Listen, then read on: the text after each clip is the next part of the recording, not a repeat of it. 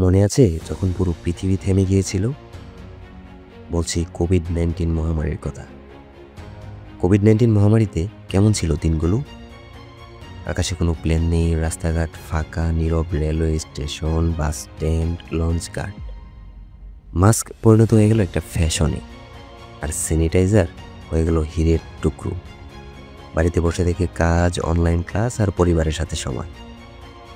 লাখো মানুষ কষ্ট পেয়েছে, মানবতার মৃত্যুবরণ করেছে।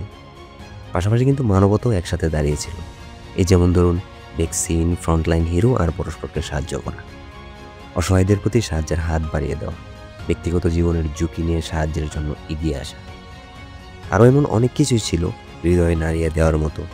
কমেন্টে জানাবেন কোভিড-19 নিয়ে আপনার বাস্তব অভিজ্ঞতা। আর ভিডিওটি ভালো লাগলে অবশ্যই চ্যানেলটি সাবস্ক্রাইব করবেন।